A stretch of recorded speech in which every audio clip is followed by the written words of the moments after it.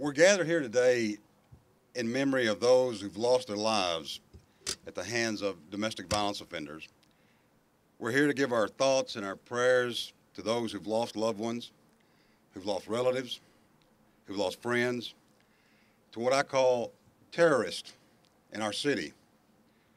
This crime has made Tennessee, our great state of Tennessee, one of the top 10 most dangerous states in our nation for women. The question has got to be, not why did they stay? The question has got to be, what did we offer when they decided to leave?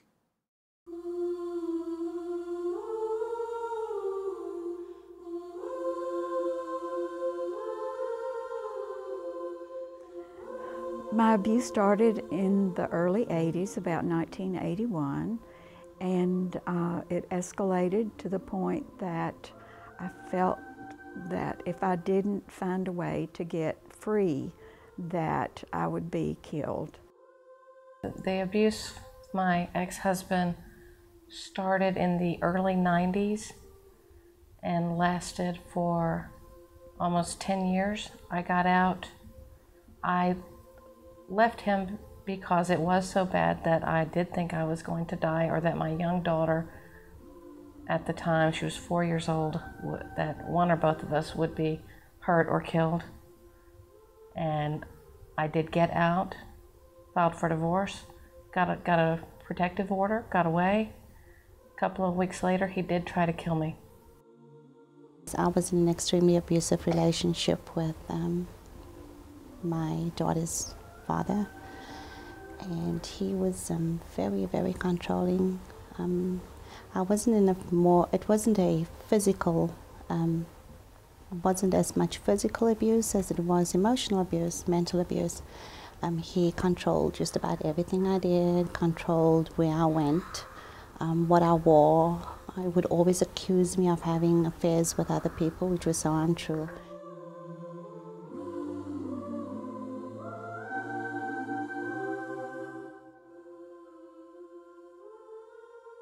There's lots of reasons why a victim stays in a relationship. Fear is a big one. A victim knows that leaving is the most dangerous time in a relationship. For up to 2 years after a victim leaves, that victim is at risk of death or serious bodily injury, because it's at the point of leaving that batterer loses the ultimate power and control. What do you feel was the biggest challenge for both of you to overcome?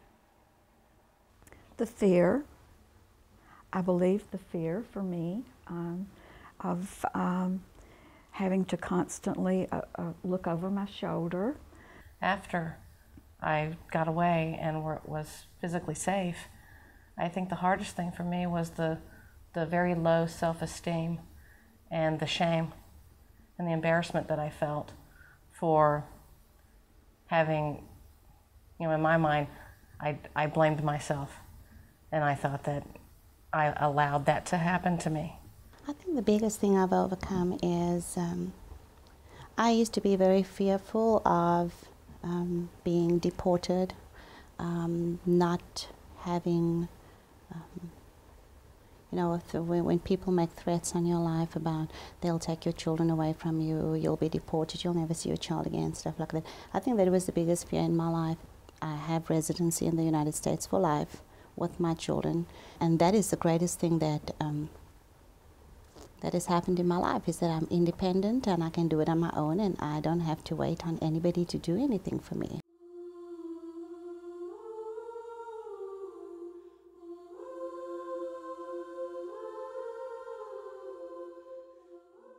It's very difficult to break that cycle of violence, and that's what they're attempting to do.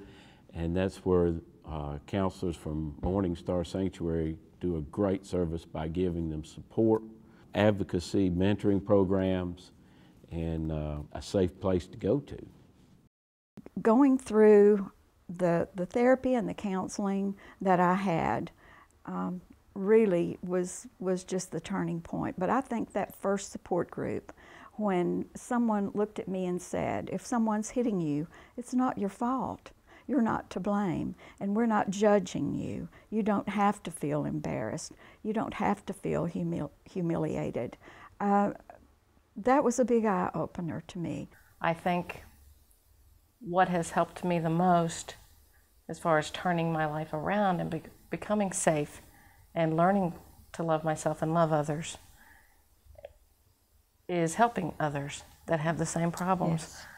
I'm an attorney. I sought out a career to try to help others at Morning Star, and I meet many other women just in daily life, and by helping others, I get much more out of it than I ever give.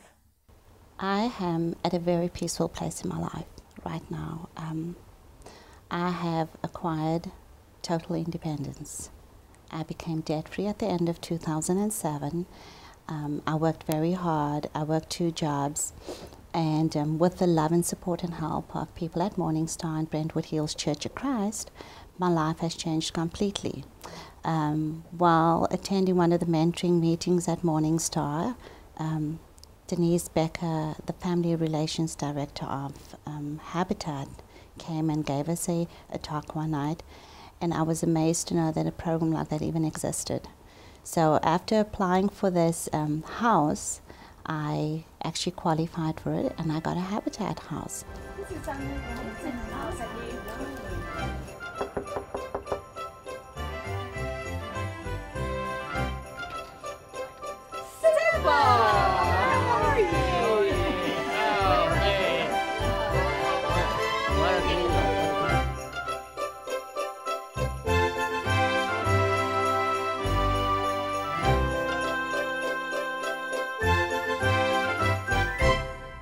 Sybil, your house is just lovely. We're so glad to be here. Well, thank you for coming. I'm glad to have you. And we just thank you for inviting us. Oh, absolutely. This is such a pleasure to enjoy your beautiful home. Thank you. I'm glad. I was just thinking on the way out here, 1 year ago today, was you were living in Morning Star Transition House, and just think of all the changes that have happened to you in 1 year. Lynn Wright was a great mentor for you and helped you through this whole year, I understand. Well, Lynn has been just more than a sister to me. Whenever I needed her, if I was lonely, emotionally, was just having a bad day, I could pick up the phone and call her. And sometimes we would chat for 2 hours, and I just love her because she's always been so supportive. Never ever said, oh, I can't speak to you or something like that. She was always available. And she's just a wonderful person. And now you can do the same for someone else. Absolutely. And I really want to. I know you do.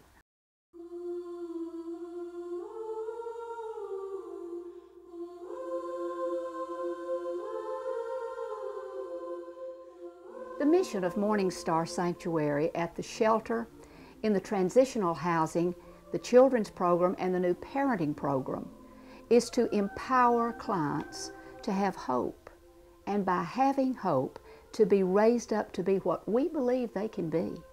Alexander Pope wrote, "Hope springs eternal." Eternal means forever. Spring calls for action, and hope gives credence to the mission of Morning Star.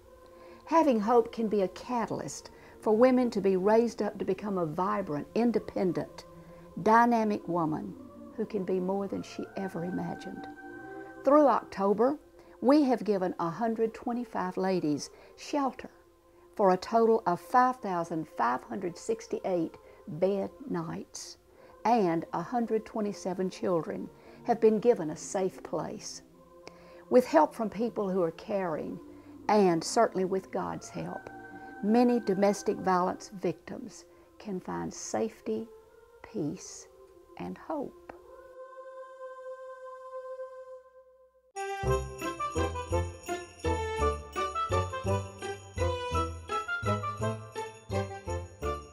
I now work for Morning Star and have for the past 12 years, and I just made a commitment that I would spend the rest of my life helping other women and children who have lived with abuse, and I fully intend to do that.